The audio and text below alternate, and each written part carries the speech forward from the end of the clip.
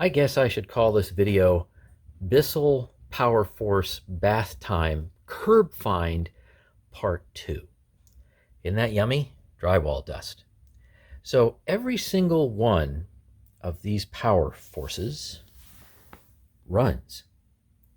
I technically have not checked this one right here.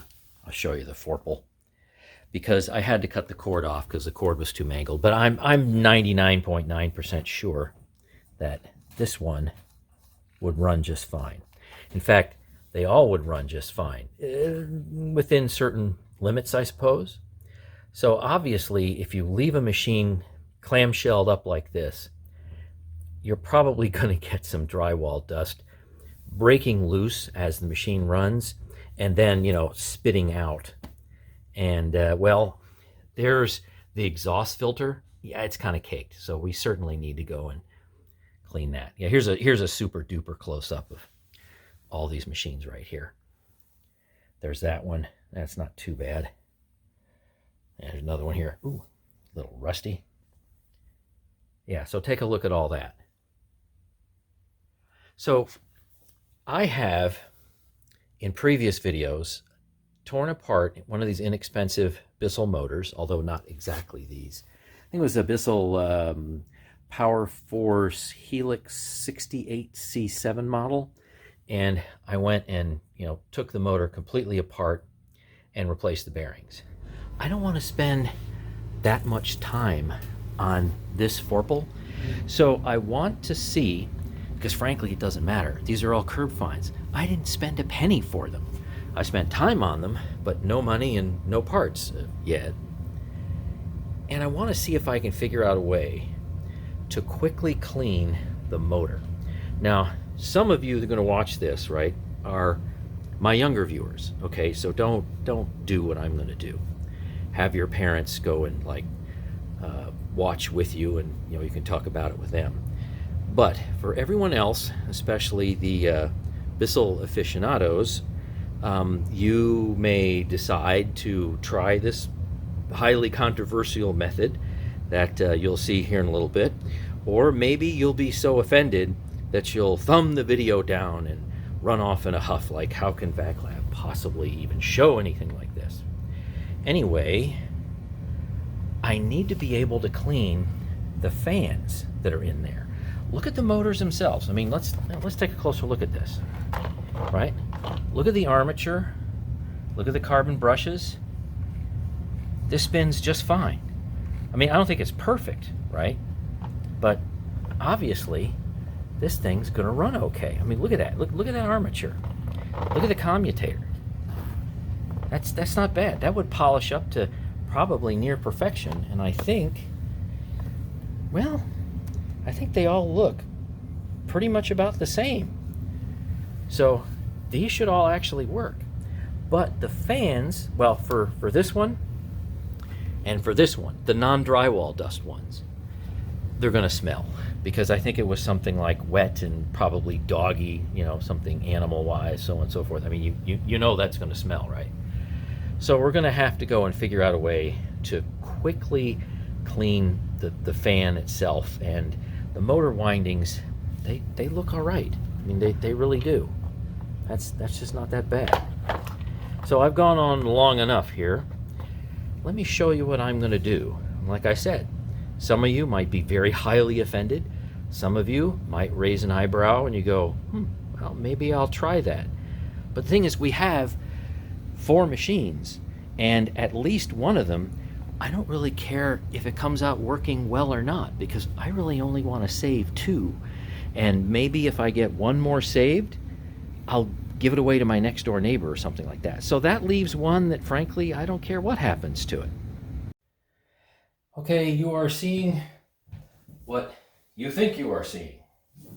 That is, I've separated the motor, and I have it hooked up to the drill, and it will be spinning counterclockwise, which is the direction that the motor, relative to, well, putting it in like this, would actually spin.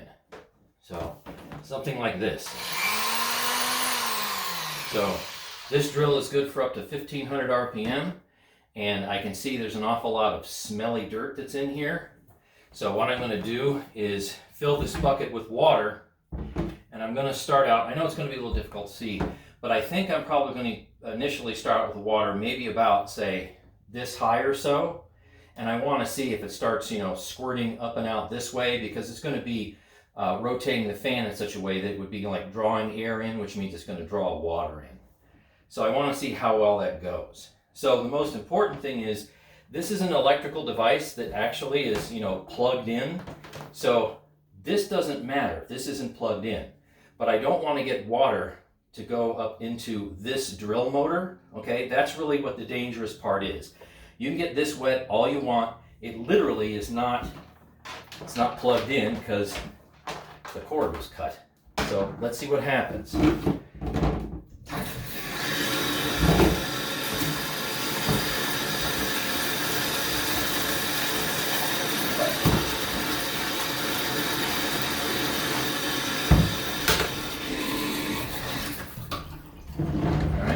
So I'm going to start out slow and see what's going on, and I'm going to try to keep the motor from actually spinning. That'll probably be all right. So I know you're not going to be able to see a whole lot real well. That's just the way it is. All right, let's see what happens. Yep. So what I'm seeing is the fan is drawing water up, right? And it's coming through the windings. Everything seems to be okay, and it's not getting any higher than about right here at this slow speed.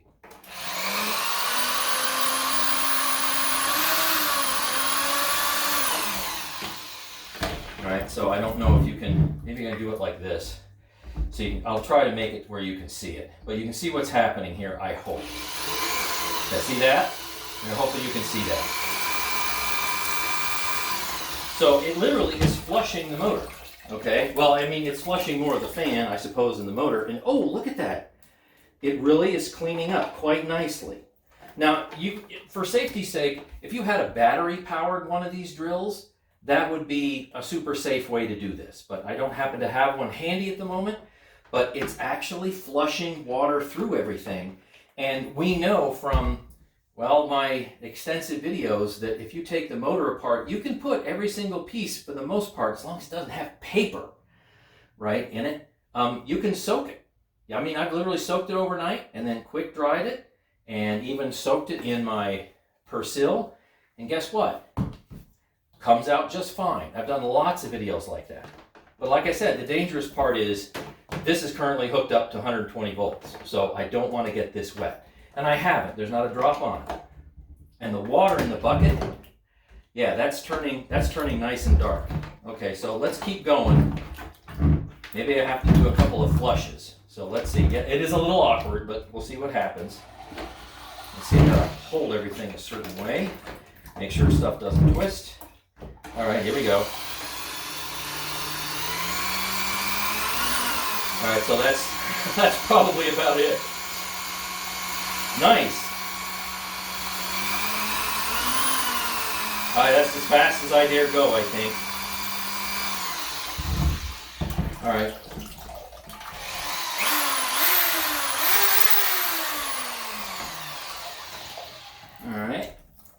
Well, it looks nicer. So let's see how dirty the water is. All right. All right, here we go. First dump. Yeah, look at that. That's what came out of the fan for the most part. All right, let's do it again. So this is the first time I'm doing this. I've never tried this before. Not at all.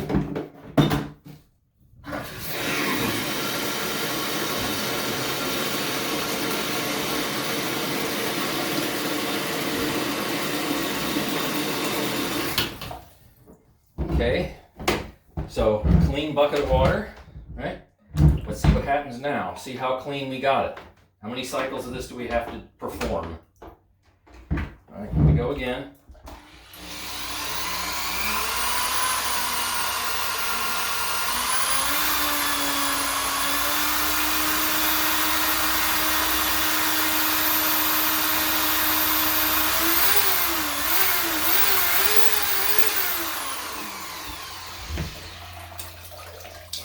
All right, that is looking a lot better.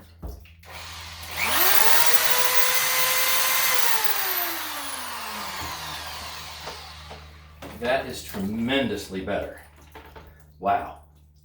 And the fan blades, I'm looking at them, man, those things are in really good shape now. Okay, so here is dump number 2. Look at the difference.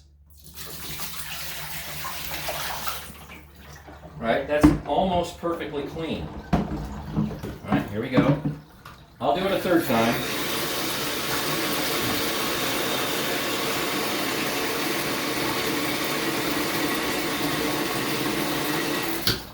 Okay, here we go. Time number 3, and I think I'll probably call it quits after that. All right. Again, I hope you can see this. Let me get this in a better angle here. All right, here we go.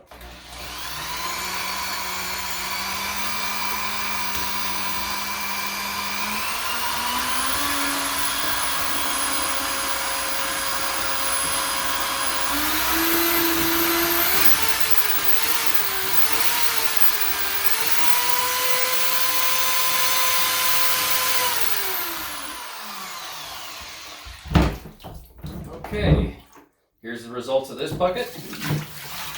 That is near perfect. All right, see how we did.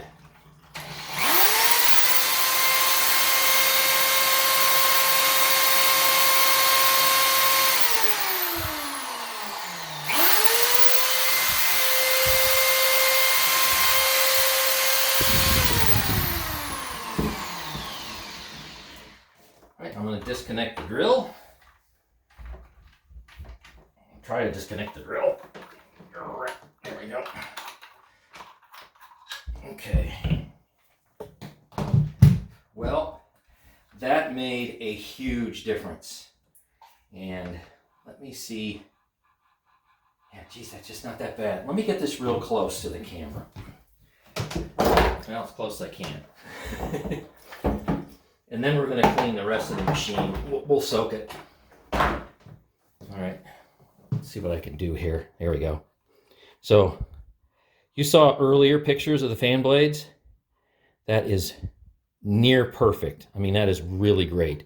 And then here's the rest of the machine. The rest of the motor. Look at that. You know, for comparison purpose. Yes, I know you have the rust there. That was already there. So looks like it did a pretty good job. And I didn't have to take the motor apart.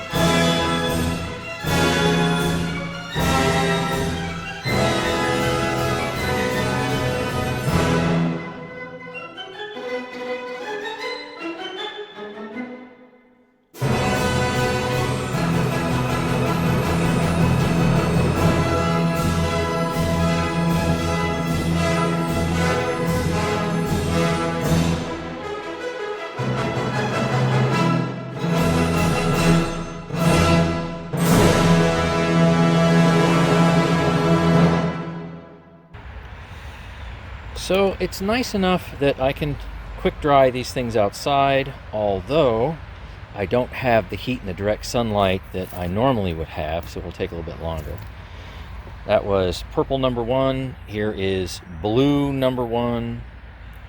See all the parts sitting there. Here is blue number 2. And there is purple number 2.